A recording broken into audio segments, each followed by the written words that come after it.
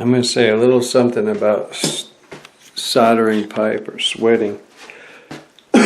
One thing is, so I'm going to solder on these shutoffs. Old shutoffs were no good. And they had compression fittings on, so I had to cut that off, which is right here. There's one. So I cut that off. I was able to use my old cutter. This isn't it. Where is it? Over here, probably. Yeah. I can use this cutter. It's got these grooves in it. And I'll fit in the grooves and cut it.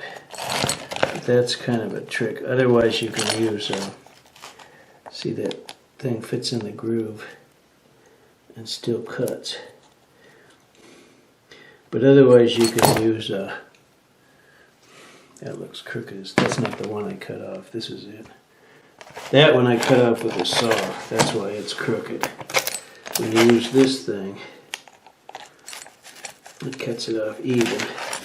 But it has to have this groove for this compression fitting to go in there. But anyway, that's neither here nor there. I'll show you how I'm going to clean that up. I've already done these over here. Clean them, I say clean them within an inch of their lives. See how they're, and then you put flux on them. And this, see the thing about this is, which is kind of hard to find anymore, it's kind of old-fashioned, the sweating. If you have to get this kind, or at least that's the best way to do it, then you can take it apart. See, I've taken this sort of guts out of it. You got one right here. Like this. Is already I've taken it out, and I can put it back. I'll put it back after I set it. But see this rubber? You don't want to get it that hot. And other ones have nylon. You can't take them apart. You can get them pretty hot, but. So I just took this one apart. I haven't cleaned it yet. So you say, well, it looks pretty clean. Yeah, I'm going to clean it again. Now they've got these. It's better if it's a new thing, but still you clean it. So this here is like the easy way. They've even got these that go on drills, but it's not good enough for me. I'm going to clean it some more. I'm going to put this in here like that, and then this, and then go around.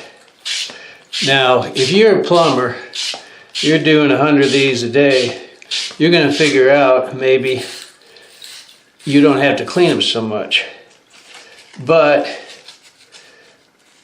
you almost, if you're just doing one or two of them, just clean the heck of it. I say clean it to within an inch of its life. So you get it, so you scratch it off. You want to get all that oxidation off, even if you can't see it. So on a pipe, I'll show you in a minute, you can see it a lot better. So then you put the flux on. And then you go ahead and plug it in. Be sure you get the flux all the way around. So another thing on these, you can't have any water dripping out. So this is on the second floor, so I'm drain the lower pipes and then you're pretty safe. But the lower you are, the harder it is. And sometimes you can stick a tube in there and drain, siphon some out if you have to. This one is uncomfortably close to the wall. But this is a trick for cleaning the pipe. Get this kind of sandpaper. This is a kind of fabric kind of sandpaper. And then I'm going to go around with this. I got a smaller one, it's really the one I need. But the point is, keep cleaning, cleaning, cleaning. Here's my smaller one. Clean it one way, then clean it another way. I really need to kind of pull this out and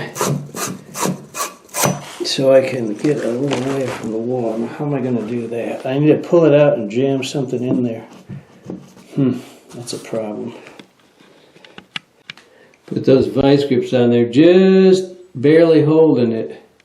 So you don't want to squish it into an oval. Clean it again because I've touched it and messed with it. Those vice grips are holding it pretty good.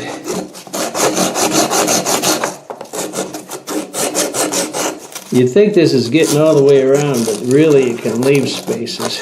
You can miss spots with this. That's why this is good. But I think this one's getting kind of old. Probably need to get a new one.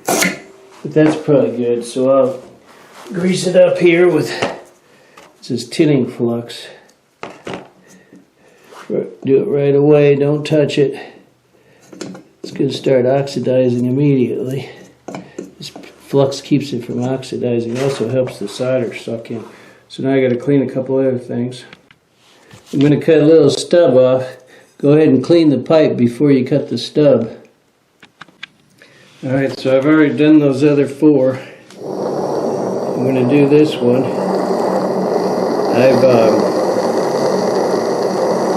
I hope I don't, you don't want to do these twice. You know, in other words, you don't want one to leak, because then you got water in the system, and you got to drain it again, clean it again, and all that stuff. But sometimes it happens, you don't get it the first time. But you want to get it pretty hot. That's why I take these things apart. So you don't worry about getting it hot. You want that solder to flow really easily, liquid. You want it to be really liquid, and then it'll flow around. But you go ahead and try and get it. Go ahead and try and touch it all the way around. But for the most part, if you get it pretty hot, it'll flow. This flux kind of pulls it. So now I think I've got those okay. I need to get this one near the wall. It's a little harder to heat because it's near the wall, plus the heat's getting pulled away. Ouch. That's another thing. It's pretty easy to burn yourself. This isn't lead, incidentally. They don't allow lead anymore. The old lead was a little easier. You didn't have to get it quite as hot, but I think I've got it here. One thing you could do with lead too, you could smear it. It's harder with this stuff. Kind of smear it around. Yeah, you end up moving everything. So I'll try and do it. Probably just as well just like paint it maybe. Really it's done. I've moved a little bit, so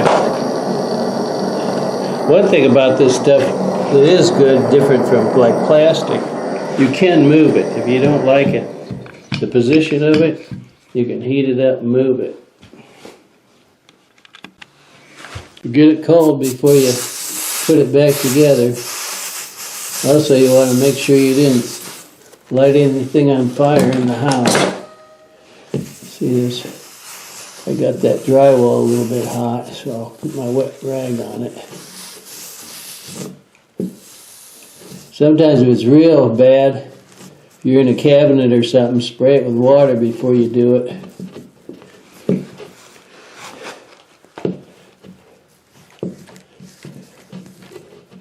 Alright, so it's still kind of hot. I'm going to let it cool for another minute.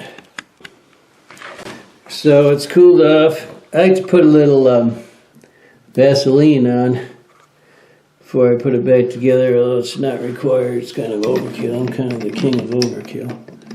So screw that part back on, then screw this on. Now, there's two water seals. One is in this stem behind this, so when you tighten this down, it tightens on that.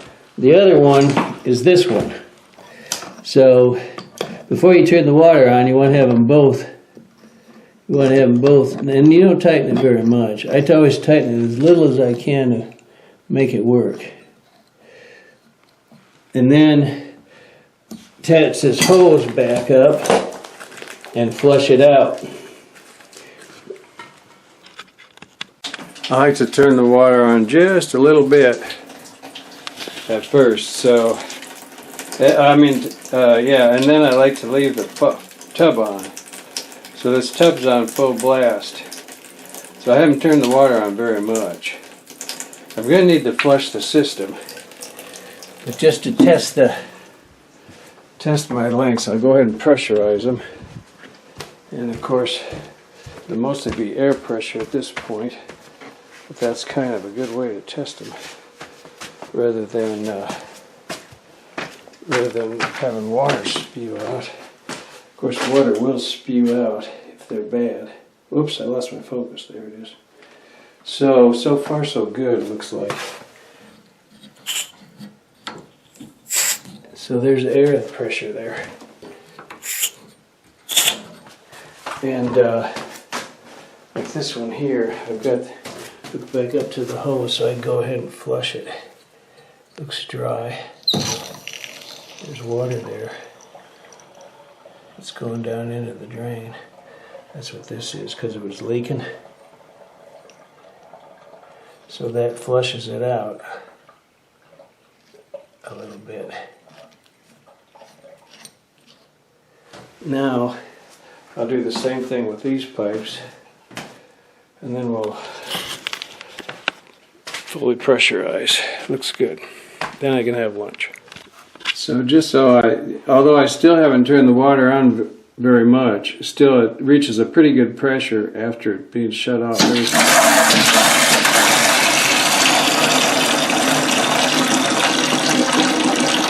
In case you think I didn't fully, these aren't really tested. The other thing I've noticed too, and one reason I like these, is if they don't leak immediately, they will never leak.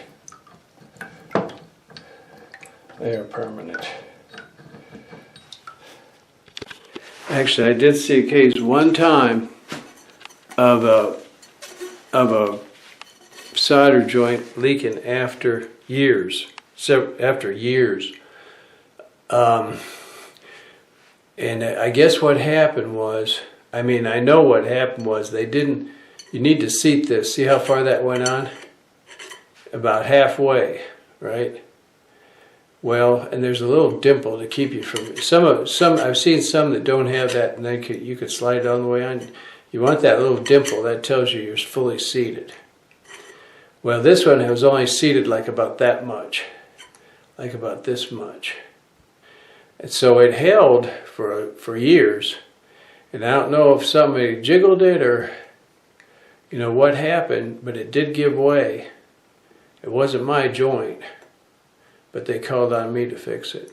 And I could see when I came to it that the tinning, the solder only went that deep. Other than that, so you need to follow all your processes, for it to work right. But when you do that, it works. It really works. Incidentally, the one that was leaking the worst was one of these quarter turns. It was a newer one, which these quarter turns are never supposed to leak, but this one was leaking. You couldn't shut it off. Now, the other thing that's odd, it says it's a shark bite. I don't know why it says that, because it's a compression fitting. I thought shark bite referred to you just push it on the pipe. And one thing that would be better, incidentally, if you want to use a shark bite, you go for it. Just clean the pipe off a little bit so it's smooth. But the one thing too, if this had been a shark bite, I could have just pulled it off with they tell me you can pull them off, and put another one on. But with this compression fitting, you really can't reuse that ring reliably with 100% reliability. I've done it before. You take another one and a different one, new one, and you screw it on like that. But it can leak a little bit around here because it ain't the same. And so anyway, a real shark bite in that case would even be better.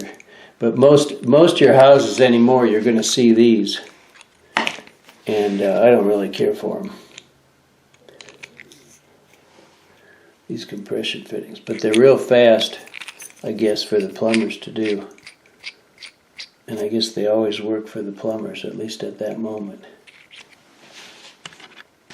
And I see, and another thing, if it was one of mine, I could have replaced those guts. What I mean to say, in theory, I could have, instead of replacing this entirely, I could have, because this is an older one, see, these were leaking.